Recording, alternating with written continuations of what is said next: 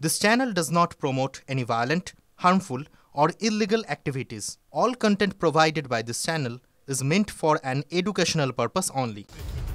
কাকু অর্থাৎ সুজয় কৃষ্ণ ভদ্র তার ভয়েস স্যাম্পল পাঠানো হয়েছিল CFSL a central forensic science laboratory.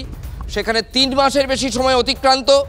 ED হাপিত্যেশ করে বসে আছে, ভয়েস স্যাম্পল এখনও পাওয়া যাচ্ছে না যে তার তদন্তের ফল কি হলো, নমুনা কি বেরোলো, যার ফলে আর তদন্ত এগিয়ে নিয়ে যাওয়া যাচ্ছে না। হাপিত্যেশ করছে ইডি।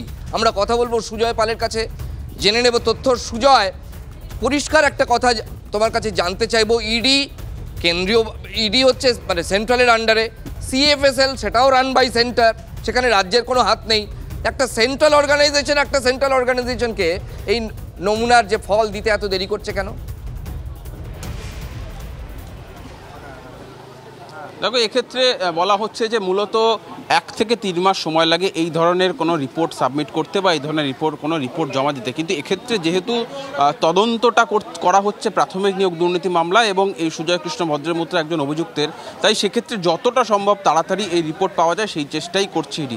1 থেকে 3 মাস এটা বেসিক সময়, এই সময়টা দিতেই হবে, না হলে যে জায়গাটা পরীক্ষা করে দেখা যে কণ্ঠস্বর মিলছে কিনা, তাহলে সেই পরীক্ষাটা সম্ভব নয়। সেই কারণেই এত তাড়াহুড়ো করছে এনফোর্সমেন্ট ডিরেক্টরেট, এবং তার পাশাপাশি কোর্টের তরফ থেকেও চাপ রয়েছে, হাইকোর্টের তরফ থেকে, যে সেই কণ্ঠস্বর মিলল কিনা। তদন্তকারীরাও যেটা জানতে চান যে ওই কণ্ঠস্বরটা সুজয় কৃষ্ণ ভদ্রের কিনা সেটা দেখার, এবং হাইকোর্টও চাইছে যে রিপোর্টে কি এলো, আদৌ ওটা সুজয় কৃষ্ণ ভদ্রের কণ্ঠস্বর ছিল নাকি না, সেটাই তারা দেখতে যায়। তার কারণ সুজয় কৃষ্ণ ভদ্রই এই একজন তার ঘনিষ্ঠ এক সিভিক ভলেন্টিয়ারকে ফোনে নির্দেশ দিয়েছিলেন যে তার মোবাইলে থাকা এই নিয়োগ সংক্রান্ত নথি ডিলিট করার জন্য, এবং সেই কনভারসেশনে, সেই কথোপকথনে বেশ কিছু নাম উঠে এসেছিল ব্যক্তিদের। ফলে সেই কারণেই সেই কণ্ঠস্বরটা সুজয় কৃষ্ণ ভদ্রের ছিল কিনা সেটাই তারা পরীক্ষা করে। বেশ, অনেক ধন্যবাদ। আপাতত তোমাকে অনেক ধন্যবাদ সুজয়। যে কণ্ঠস্বরের নমুনা নেওয়ার জন্য 7 কাণ্ড রামায়ণ হয়েছে, তার ফল যদি না আসে তদন্ত তো এগোবে না, সেটাই স্বাভাবিক। সেই জন্য ইডি হাপিত্যেশ করে বসে আছে এবং রিমাইন্ডার লেটার দিচ্ছে CFSL-কে। রাজা, তুমি তদন্তর কথা বলছিলে, দেখো সন্দেশখালীতে ইডির ওপর যে হামলার ঘটনা ঘটেছিল তার তদন্ত এই মুহূর্তে করছে CBI, কিন্তু একটা সময় এই তদন্ত তো পুলিশ করেছিল। পুলিশ বেশ কয়েকজনকে 7 জনকে গ্রেপ্তার করেছিল। সেই সময় অনেকের পরিবার তারা দাবি করছিলেন যাদেরকে গ্রেপ্তার করা হয়েছে তারা চৌহদ্দির মধ্যে ছিলেন না ঘটনাস্থলের, তাহলে তাদেরকে কেন গ্রেপ্তার করা হলো? অনেকে প্রশ্ন তুলেছিলেন কোথাও গিয়ে কি তাহলে এই শাহজাহান এবং শাহজাহানের যে দলবল আছে তাদেরকে আড়াল করার জন্য এদেরকে গ্রেপ্তার করা হয়েছে? কি উঠে আসছে CBI তদন্তে প্রশ্ন? সুপ্রিয় আমাদের সঙ্গে রয়েছেন, আমাদের সহকর্মী সুপ্রিয়।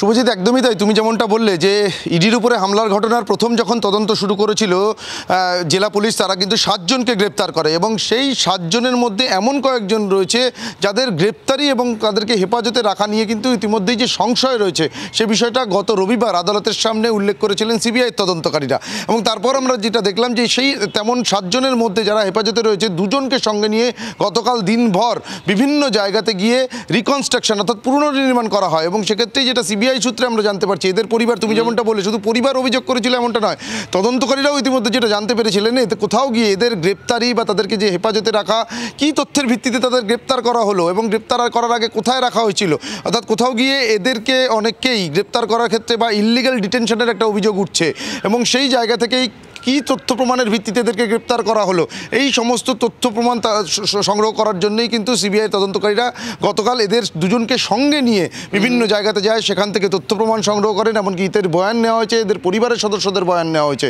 কারণ CBI ইতিমধ্যেই তদন্ত হাতে পাওয়ার পরে যাদেরকে গ্রেপ্তার করেছে তাদের কিন্তু সুনির্দিষ্টভাবে উপস্থিতি থেকে শুরু করে বিভিন্ন ভিডিও ফুটেজে তাদেরকে যে দেখা গেছে সেই সমস্ত তথ্য প্রমাণের ভিত্তিতে গ্রেপ্তার করেছে। তাহলে জেলা পুলিশ প্রথম যখন তদন্ত শুরু করলো কোন তথ্যের ভিত্তিতে তাদেরকে গ্রেপ্তার করেছিল, এবং এদের পরিবারও কিন্তু নজর থাকবে আমাদের, নজর রাখো সুপ্রিয়।